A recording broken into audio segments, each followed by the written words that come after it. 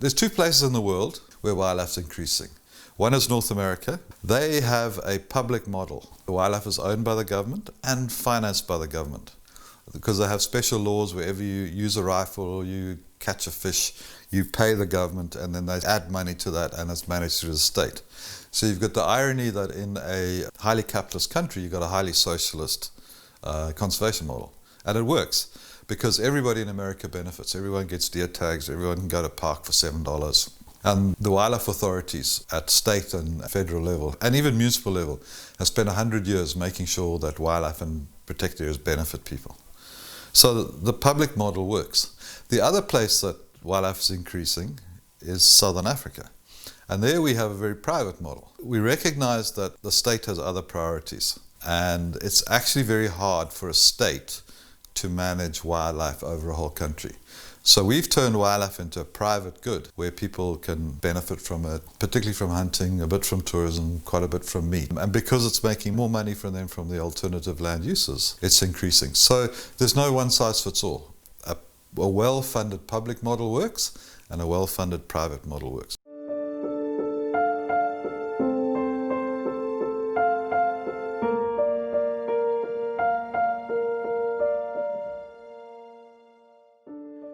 The COVID-19 pandemic has had a devastating effect on human health, social welfare, and the economies of nations across the globe. Blanket travel restrictions, enforced to contain the virus, ensured the instant collapse of tourism worldwide. Several African nations were particularly hard hit because of tourism's high proportion of the GDP in those countries. The continent's spectacular and abundant wildlife is its biggest tourist drawcard. The COVID-19 fallout has threatened this natural resource as never before, especially outside of officially protected areas. The pandemic has also exposed the differences between the two substantive but opposing wildlife conservation doctrines. The first principle is preservationist, based on the rights of animals. The belief is that wildlife should have no economic value, should not be utilized in any way for any reason, and simply be left alone to self-regulate. The second approach is founded on sustainable use. This principle promotes the practical use of natural resources for two primary purposes: the conservation of wildlife and habitat, and the betterment of the lives of the people who live within that environment. To understand the disparities between the two philosophies, it is crucial to examine the evolution of contemporary wildlife conservation on the continent.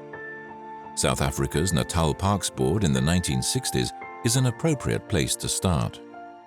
Two things happened in the early 1960s. The first was that we discovered that managing wildlife populations in finite areas is not an easy task.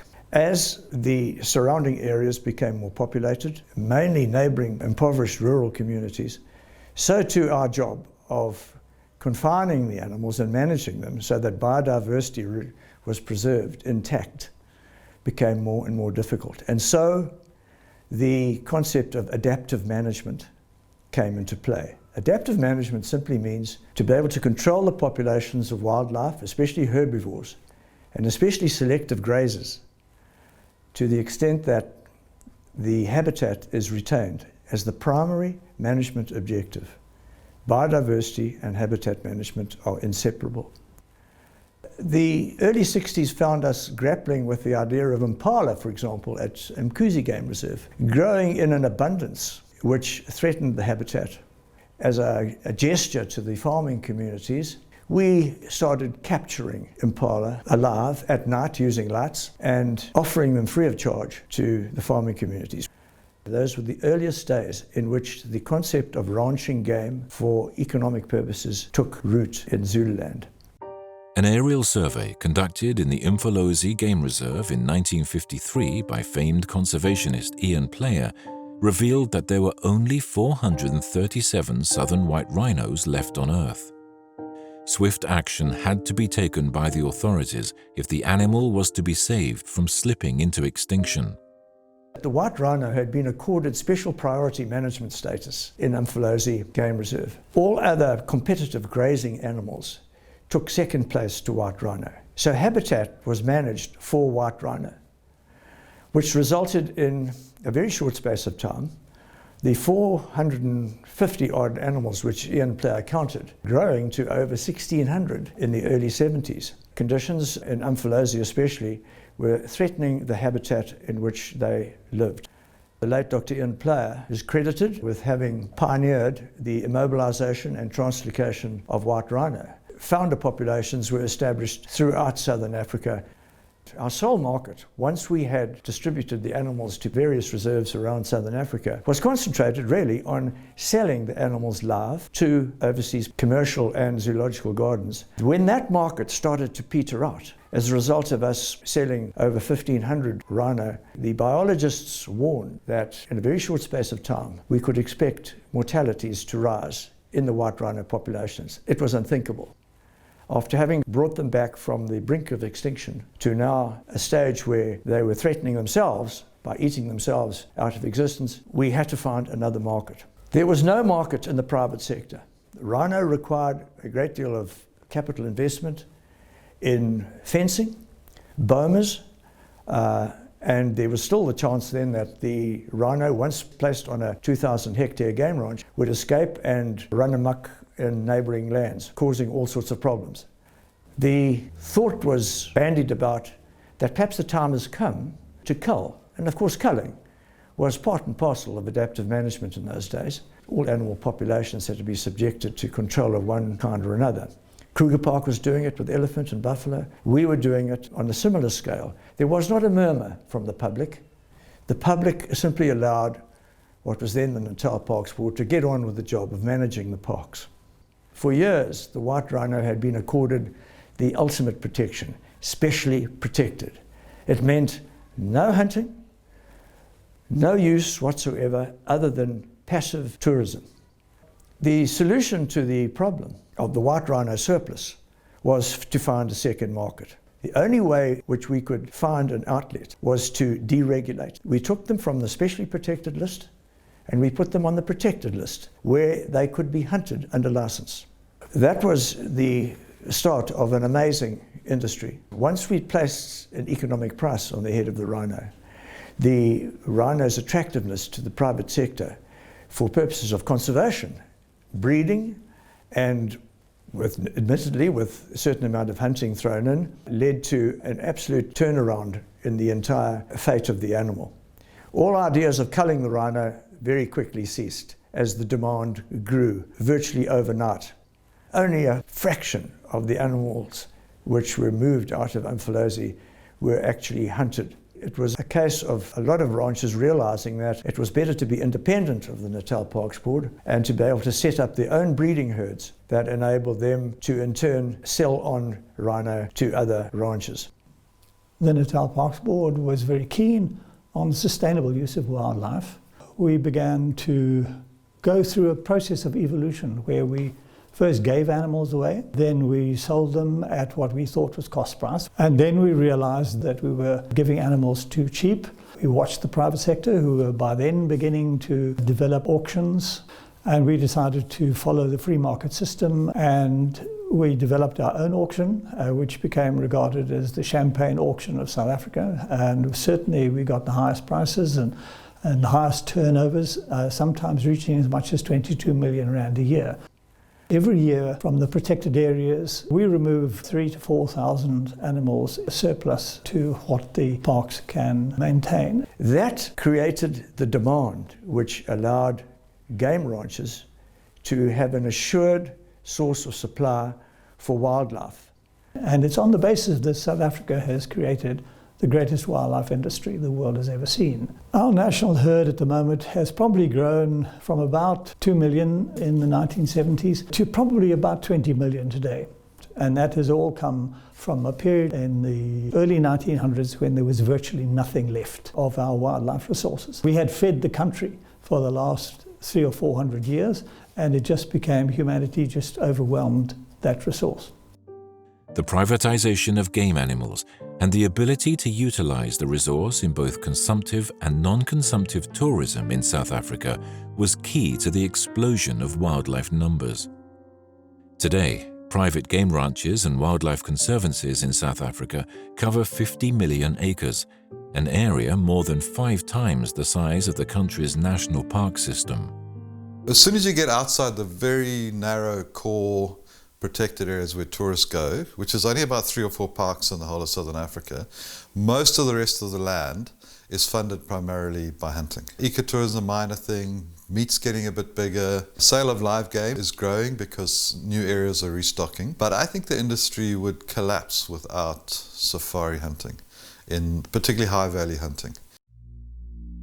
In Namibia in the 1770s, before the arrival of Europeans, wildlife numbers were probably around 8 to 10 million.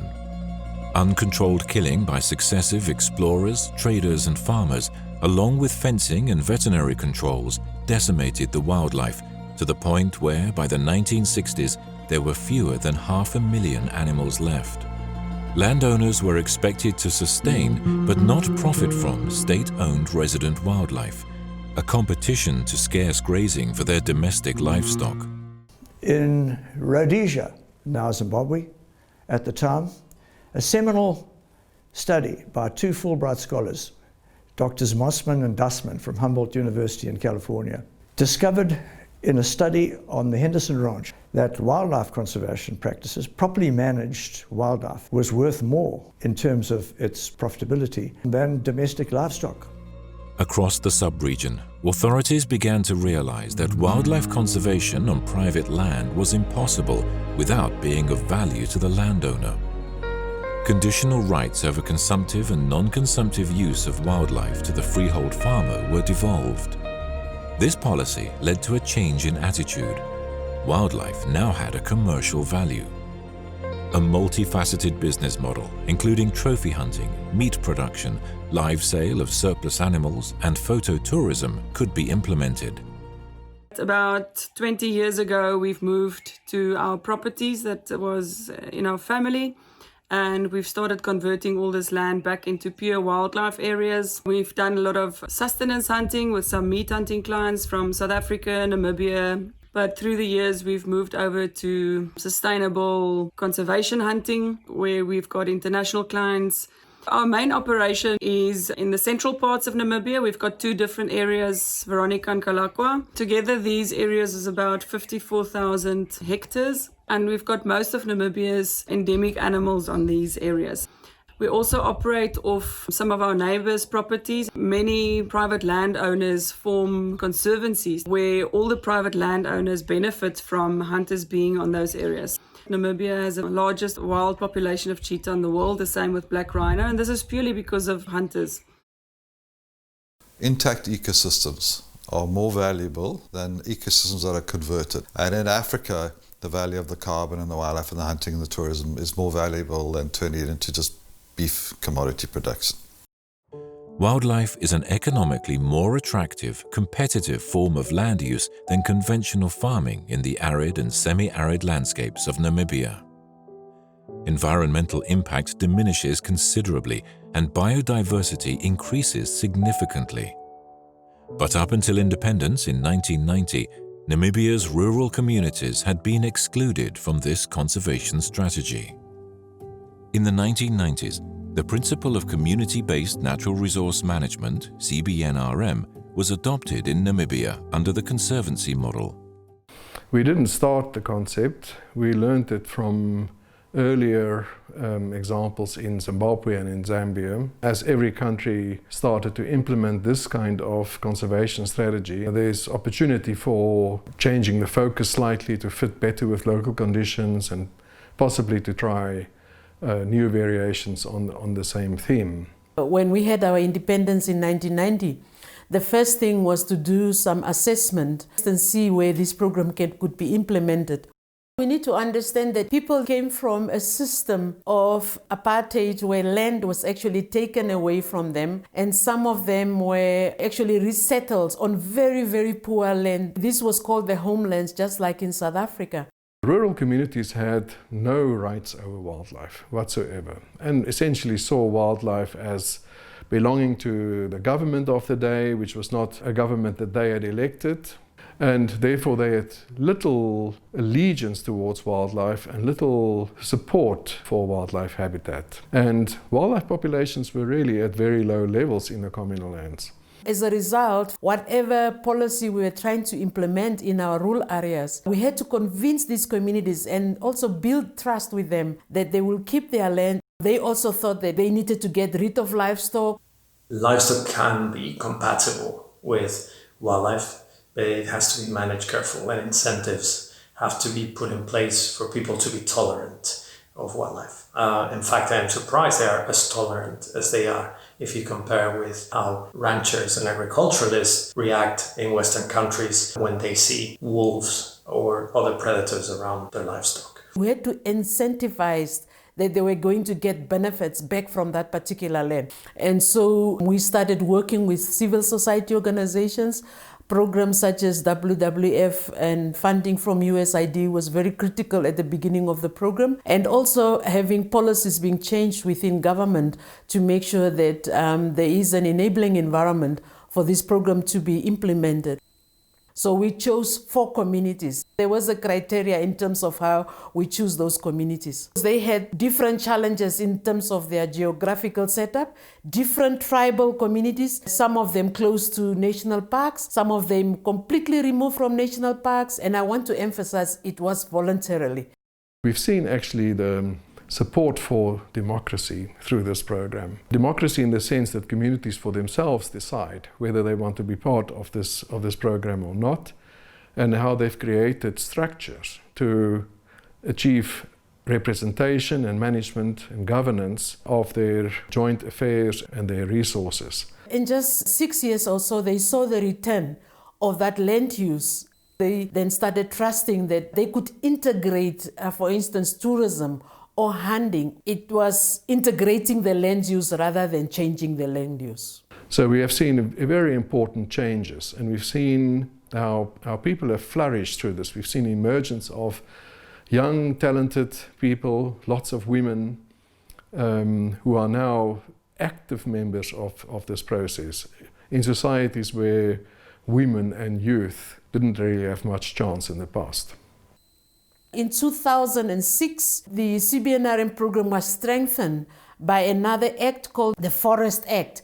And that Forest Act also encouraged communities to participate in terms of community forests. So they had rights over their forest. Now we have 86 conservancies, as they are called in Namibia, representing roughly a quarter of the whole population of Namibia, and occupying an area that is larger than all the protected areas, the national parks and game reserves together.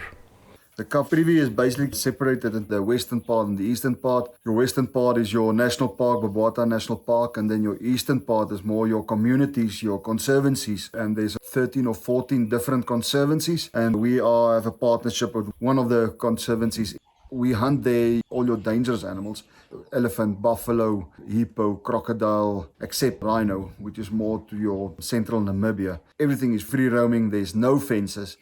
Communally managed land, not only in Namibia but also in neighboring countries, really fill in the gaps between national parks and create crucial wildlife habitat that form wildlife corridors between national parks and between countries. Like, for example, in the Kaza, the Kavango and Zambezi Transfrontier Conservation Area.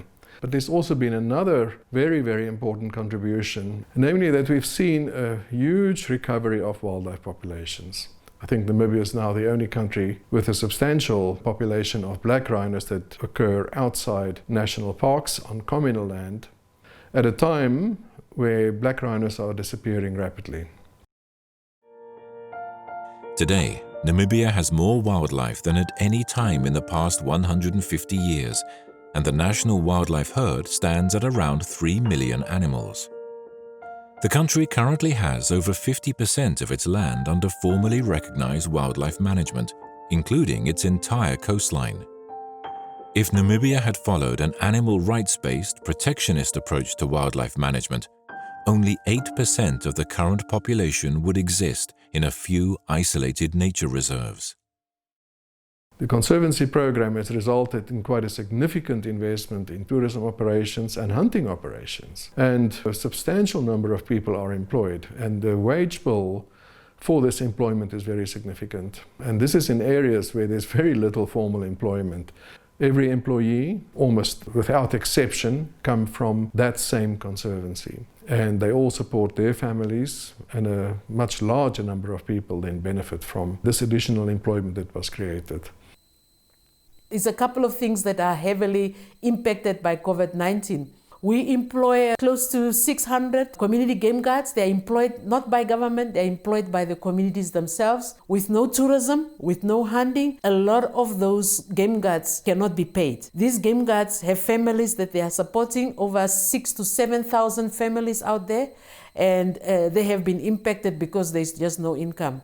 We haven't had an income since the hunting season ended last year in October, November. And that's typically your operation in Namibia. Our hunting season starts 1st of February until end of November. And then you kind of wait it out until next year, February, March, and you have all the expenses of the international shows that we visit and the marketing that we do there. And then February started and this bomb dropped on us. So there's absolutely no income at all. We just cannot pay their salaries anymore. We can't pay the electricity bills. You have to make a plan every month just to keep these running costs going. Our communities depend on meat that come from hunting. In semi-arid areas where we can't have livestock, that wildlife becomes a means of filling in protein from a human health point of view. A lot of those people that have lost jobs in urban areas are moving back into rural areas. They've got no income at all at this stage. They are totally deprived of their protein. There will be hunger. We saw that as part of the lockdowns, how vulnerable communities were struggling just to put bread on the table. So obviously they will resort to some sort of killing at least to survive. We're going to have a total transformation of habitat again. People just wouldn't see the value in wild animals. They're going to try and do crop plantations, back to livestock farming as it were in the 1970s, 60s, 70s in Namibia, where wildlife had no value. It took us years, maybe over 30 years, to negotiate these contracts, setting up systems with these joint venture lodges, setting up hunting contracts, maintaining those contracts, build the capacity. For us to be able to maintain those habitats for wildlife, we have to be very innovative, but we might not get enough money as we used to get from tourism to maintain those wildlife habitats. Zambia has one of the most diverse wildlife populations in the world, thanks to the wide variety of habitats. Zambia's protected areas cover over 200,000 square kilometers, or 30% of the country's total landmass, in the form of 19 national parks and 36 game management areas. The Game Management Areas, or GMAs, are safari hunting concessions that were opened up in several communal tribal lands in the 1970s.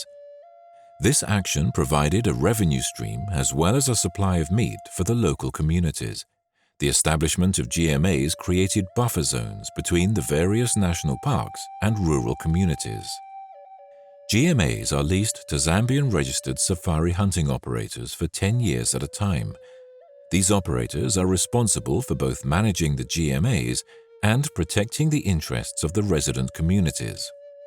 I've been hunting in the Lunga-Luswishi GMA, Game Management Area, for 25 years now. Our concession is situated in western Zambia on the northeast of the Kafue National Park, and it's the largest GMA in Zambia, with over 1 million acres of beautiful Myomba woodland interspersed with large dambos and 2 big river ecosystems, the Kafue and the Lunga, forming natural boundaries to the concession. The area is inaccessible until the end of March, once we can cross the dambos and open up all the roads. Logistically, luckily we are only about a 6-hour drive from Lusaka. In the last 25 years since I've been hunting in the Lunga-Luswishi GMA, we have had 2 hunting closures in Zambia, one in the early 2000s and one more recently in 2012 to 2016. These were essentially due to problems stemming from irregular tender procedures. During both these closures, we continued some reduced anti-poaching, and still, we witnessed significant losses in game numbers. The coronavirus outbreak will no doubt result in more problems for Zambia's wildlife and natural resources, which are already under great strain. The economic worldwide uncertainty means our clients' financial situations have also radically changed and tourism dollars have dried up. This coupled with practical questions that remain to be answered. When will international travel reopen? When will people feel safe to fly? Will governments impose quarantine restrictions upon arrival? Will travel insurance be available? Is a vaccine or cure on the way or years off? The knock-on effects of financial losses to the game department and communities from direct payment and concession fees and lack of employment will be massive. 12 years ago, I initiated a direct partnership with the Kaindu community. Kaindu Game Ranch incorporates 45,000 acres. It's titled. The title is held by the community under a trust format. When I arrived, to me it looked fairly hopeless. There was virtually no game here whatsoever. Poaching was endemic, all natural resource abuse, illegal fishing. It had a population of squatters from outside the community. They had a history of poisoning lions. They had conflicts with their livestock. To be honest, it was a bit of a mess. It was historically a good wildlife area. There was a small population of most species. This would effectively be Zambia's first community game ranch if we could get it right. The model was very interesting. I would be the developer as such. They would be the investor. It was their lands. I would incorporate as many money-making activities as I could within their lands. I felt that safari hunting was more beneficial to communities because of the resources and the revenues that were extended to the people who owned these lands. It took 2 years really to turn this area around, only 2 years. It was very evident when incomes from safari hunting came into their coffers, and for the first time they sat up and looked at wildlife in a completely different light. As partners, they receive approximately 20% gross income. You have employment benefits and approximately $40,000 to $50,000 per annum worth of game meat benefit. The increase in game was absolutely dramatic. And I think that was because we had private game ranches on our boundary. The national park is only a few kilometres away. We have a game-rich game management area. And we only had to protect our boundaries to keep the game in. The Kaindu Community Game Ranch is an interesting model. It's self-sustaining, it alleviates poverty, and it doesn't rely on government or donor handouts. Our company usually employs over 20 staff a year from the local community.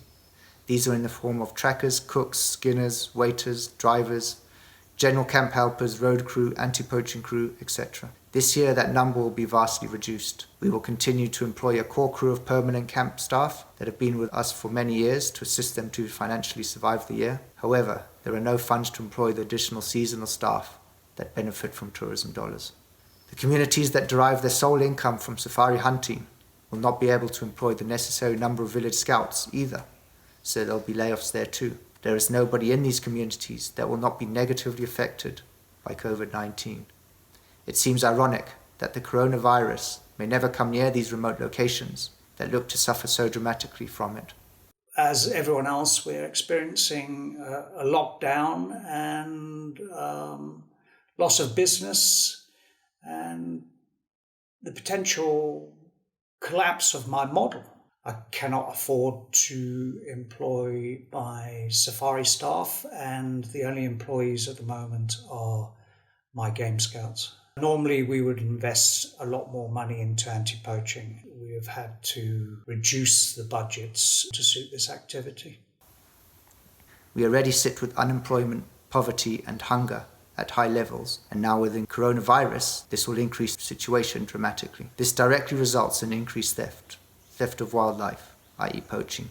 Already we have witnessed a steep uptake in poaching activity. Government provides minimal resources for anti-poaching.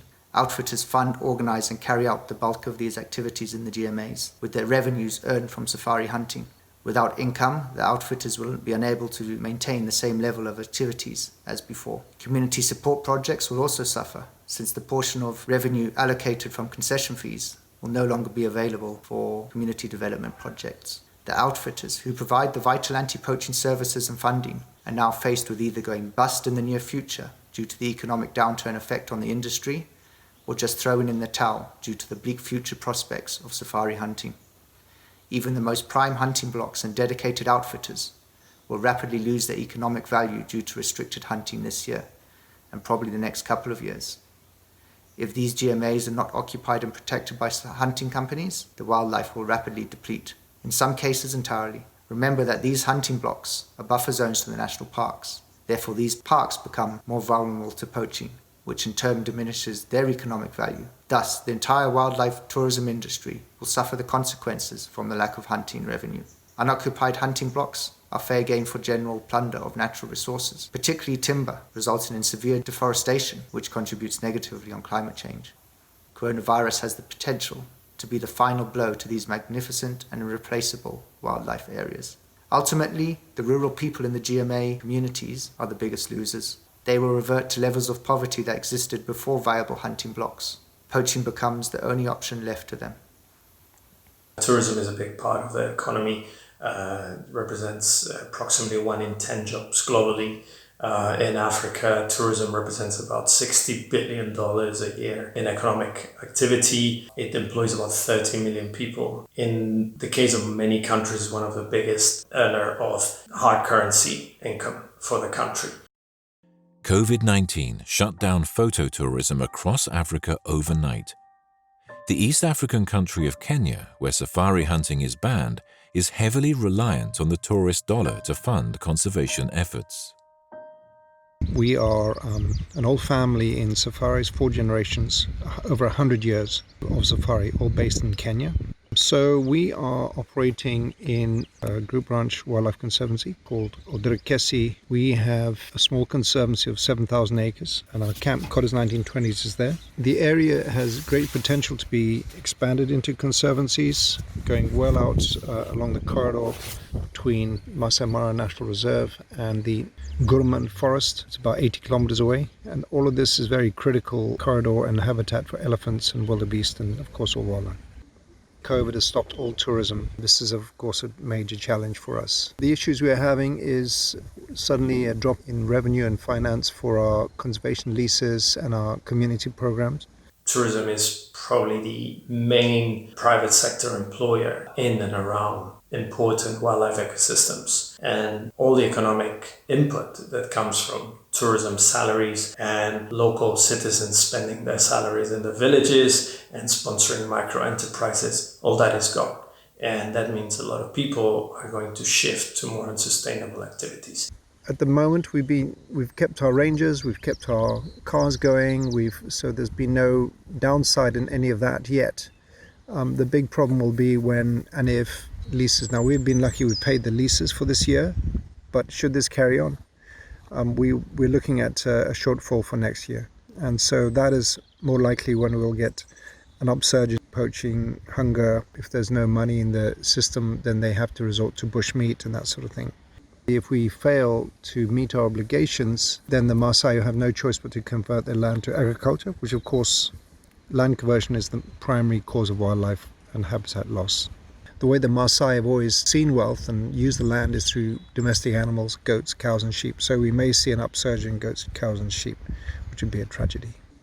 Without government rescues for the airlines in developed countries, it's going to be very difficult to see tourism have any chance of survival. We believe it's going to be 12 to 18 months before people can reopen with sufficient travelers visiting to justify them being open. And it will take probably no less than 36 months before they're back to somewhat a normal amount of occupancy. The bottom line is we must not rely on tourism only. We've got to find new and bigger sources of revenue. Tourism cannot be the panacea that some people propose it is. It's not a solution for everything. Conservation doesn't have one size fits all. There's areas that had a lot of tourists and don't have any tourists today. Conversely, there's a lot of areas that are of critical importance for conservation that didn't have many tourists before. Areas like the Niassa Game Reserve in Mozambique, an area the size of Switzerland, areas like the many concessions with big game in the Central African Republic. Those areas were struggling to get any meaningful number of tourists before. Conservation authorities will suffer a massive shortage of funding. They are almost entirely dependent on park fees and concession fees, and those have evaporated overnight. And the governments don't have spare cash to bankroll those operating budgets. So that will translate into reduction in activity. And that means more free range for poachers, illegal loggers, illegal fisheries, etc. Tanzania Wildlife Management Authority, TAWA, is responsible for biodiversity conservation outside of Tanzania's national parks. TAWA supervises the utilization of wildlife resources, both consumptive and non-consumptive, found in game reserves, game-controlled areas, open areas, and wildlife management areas. And we have almost 40% of the country protected in one form or the other. More than 80% of that area is under TAWA's direct management, which amounts to more than 230,000 square kilometers, approximately 1/5 of the size of Tanzania. We need to make sure that this area is used profitably, but also improving the livelihoods of local communities, improve the very resource that is there to conserve the wildlife and their habitats. Now we have different forms of wildlife utilization.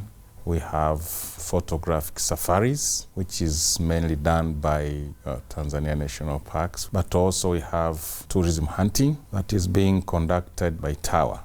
Been operating and guiding in Tanzania for the last 26 years. Also born and raised in Tanzania, so that is my backyard and home.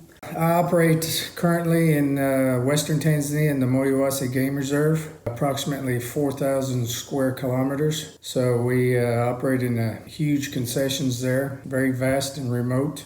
These areas that are set for hunting are very difficult to access, and the terrain is very hard, which you cannot by any standard set up conventional photographic safaris. These are the perfect ones for hunting. Our concessions are very good for the cats, lots of buffalo, very good plains game. We probably have one of the last remaining ecosystems for the East African Sitatunga in Tanzania. So we're very diligent on making sure that we protect and maintain that ecosystem. You have the natural endowments, yes, but then you have to have the resources to maintain them.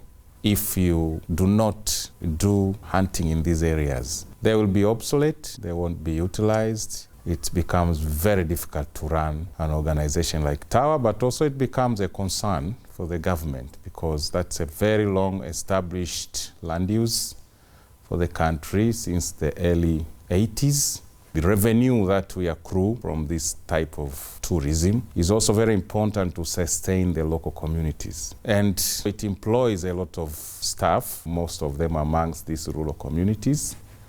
One of our main issues out there is meat poaching with muzzleloaders. We don't really have much of an issue with snares. We do have 2 full-time units of anti-poaching during the on-season and the off-season, 24/7. Conditions are very harsh out there, especially during the off-season when it's raining. We use big 4x4 tractors, Argo, when it's really wet. So we do whatever it takes to get the job done. Since we got the areas, we have seen a huge difference. When we took over, we were probably catching anywhere from 30 to 40 poachers a month for the first couple of months. And now it's gotten down to, somewhere maybe in the region of 5 to 10 during the off season when it really spikes. All of our anti-poaching and conservation is all due to hunter dollars. We do not take any backing from NGOs or grants.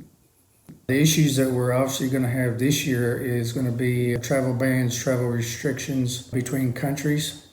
A lot of clients are, going to have a difficult year as well due to businesses being closed, getting back up on their feet. If we don't have our full season, that means we're not going to have a lot of funding coming in from our hunts, which means we're going to have less financial backing than what we normally would do to be able to do our anti-poaching. It's very expensive. We'll probably end up having to cut back maybe 1 unit in order to make it work. takes a toll. I mean, these poachers know when you're not in the area. They take full advantage of it, and they come in big groups, and the meat poaching really spikes. So we hope we can keep it going, and we will do the best that we can.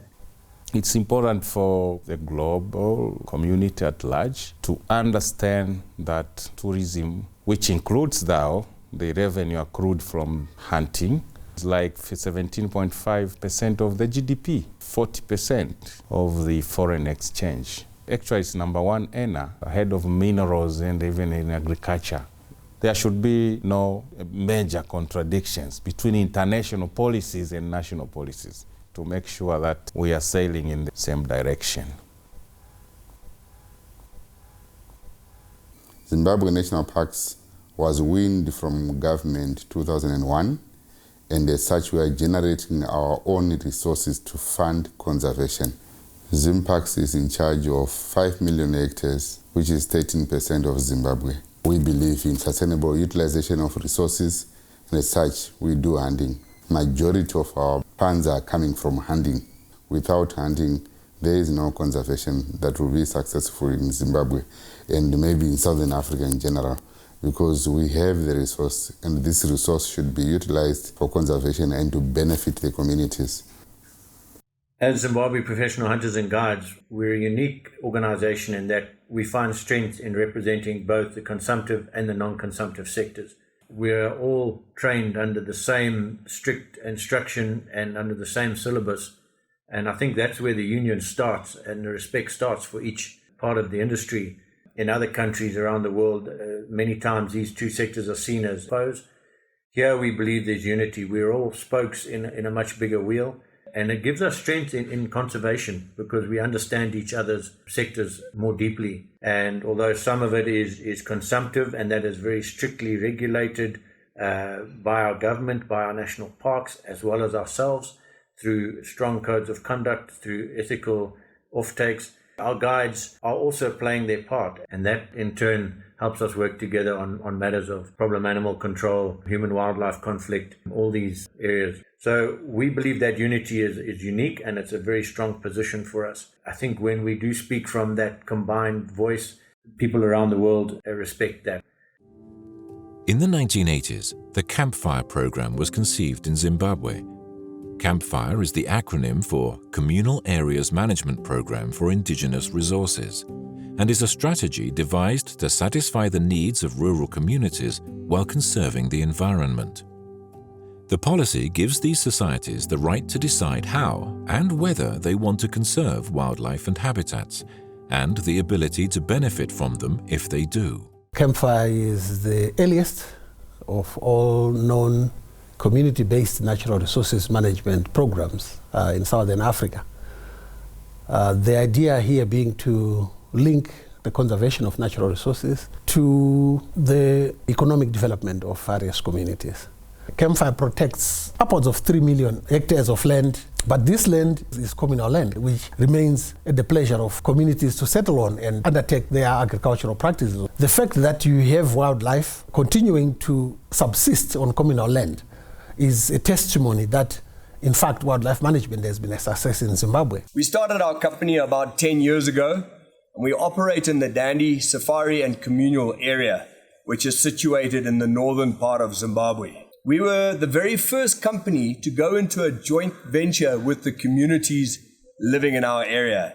All the profits that we earn, the communities get 50% of.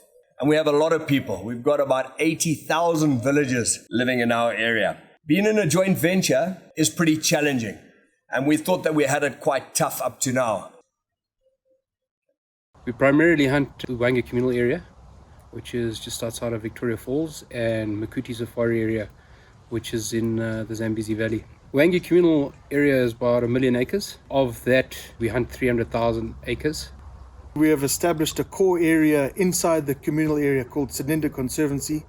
This area is 9,000 acres. We have reintroduced animals, buffalo, kudu, waterbuck and zebra. It's a fenced area, which we started 2 years ago. It's a community-based project because we're in a campfire area. We had planned to expand our conservancy to 100,000 hectares as our buffalo and our waterbuck grow. with what's happened with this coronavirus, we've had to stop that pretty much indefinitely until the hunters start getting back on the ground and we start getting some revenue. We recently conducted a poll through our membership base here in Zimbabwe amongst the photographic guides and the professional hunting guides to assess the impacts of COVID-19 on the safari business for this season. Some of the feedback from that was that up to that time, up to 4,500 hunting and guiding days had been lost. I have no doubt the figure has multiplied since that poll to well over 5,000 or 6,000 hunting days. We initially were trying to encourage customers to postpone to later this season rather than cancel, as their fees are imperative to the functioning and running of the safari areas in this country. Despite clients kindly wanting to postpone to later in the season, we're ending up having to turn them away because we can only have a certain amount of guys hunting in the area if we're allowed to hunt at all. And one of the other problems we're having is your more iconic species like lion and leopard and elephant, of which we obviously have very limited quota. Guys are saying, well, if we can't hunt this year, let's postpone till next year, which is all very well and good, except we've sold that quota for next year. So we have no tags for them. So we've really got ourselves into a sticky situation. We're not expecting many clients, if any, this year. And our expenses in running the area are still there. We've done our roads, we've done our camps, we paid national parks for the license fees and the concession fees. We've paid the community their social funds, which equates to a lot of money. Social funds go towards building schools and clinics. Without hunters' dollars, nobody is getting any revenue. And without revenue, you can't do anything. Your community projects dry up. No more clinics are being built. No more boreholes are being drilled. No more schools are being built. There's no donations for books. So it's had a big impact far and wide within our areas, without a doubt. And I know within Zimbabwe, for sure. We've had to think of all sorts of ways to try and cut corners, to try and reduce the costs of running such a big operation. And we have managed to cut down a lot. Unfortunately, we've been forced to cut our workforce down from about 40 people to 10. The one thing that we could not compromise on was DAPU, our Dandy Anti-Poaching Unit. These guys have done an amazing job since we started 10 years ago. What you're looking at behind me is roughly about 10,000 snares that they've taken out, every which one of would have killed an animal. And furthermore, they would get used again. They don't have a time frame. They don't expire. So that is one of many jobs that DAPU do. They have many other jobs, looking for ivory poachers, chasing elephants out of the locals' maize field in the beginning of the year, which results in a lot less elephants getting shot by the villagers, amongst many, many other things. As we talk now, during this isolation period, those guys, those 22 scouts, are in the field 24/7. On the back end of two bad droughts and the COVID-19 issues where villagers are basically told to stay at home with unemployment and no money coming in and no means of being able to provide for their families. And as a result, you can totally understand why there's been a huge spike in poaching.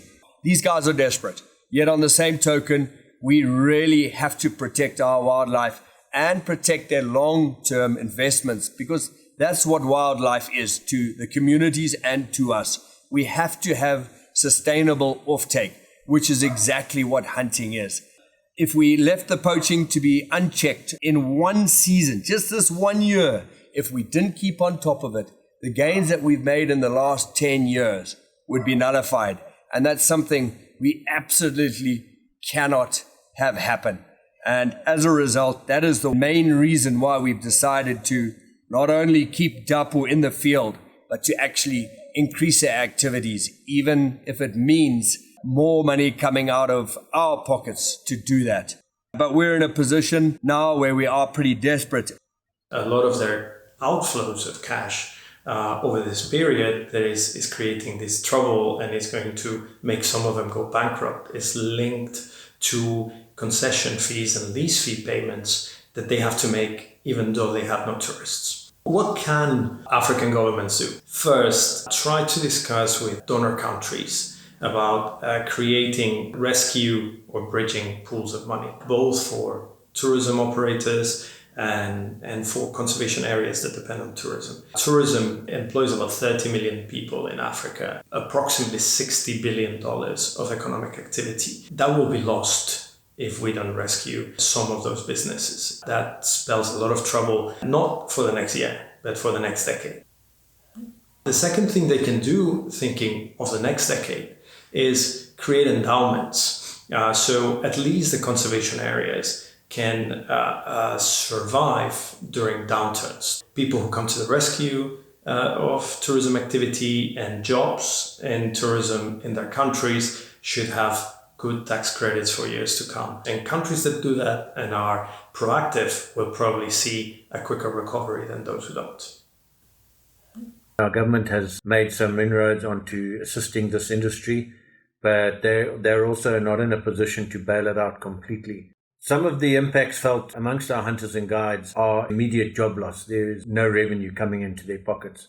What we've decided to do at ZPHCA is through our social media platforms, we are building a pledge page linked to our Facebook site. The aim of this page is anybody willing to assist, however big or small, we will collect the funds and through Conservation Force direct those funds to various operations that are in need of assistance. The knock-on effect of this is to actually assist our professional hunters and our guides, those that are willing to volunteer their services and maybe a vehicle to go and assist with the anti-poaching itself, and thereby earning a small part of this fund. So by donating on this page, not only are you helping anti-poaching in the area, but you're actually helping people that have now no income for the season. They at least will get a small amount of income. There is a huge need for recovery funds or bridge financing, and we're trying to convince international donors and impact investors of the reality that these 30 million jobs in tourism are critical for the future of Africa and for the future of the key ecosystems that provide a huge percentage of our solutions to climate change globally and to biodiversity needs. I believe that we need to create a financial mechanism around land area and the opportunity cost of what it is not to do another land use, and raising money from big companies to put the money in there, and that is a tax deductible funding, and that goes against their country's sustainable development goals obligation to do 0.7% of their GDP into the developing world. People who don't want to have animals eaten and used and harvested sustainably or unsustainably put their money where their mouth is and pay for it.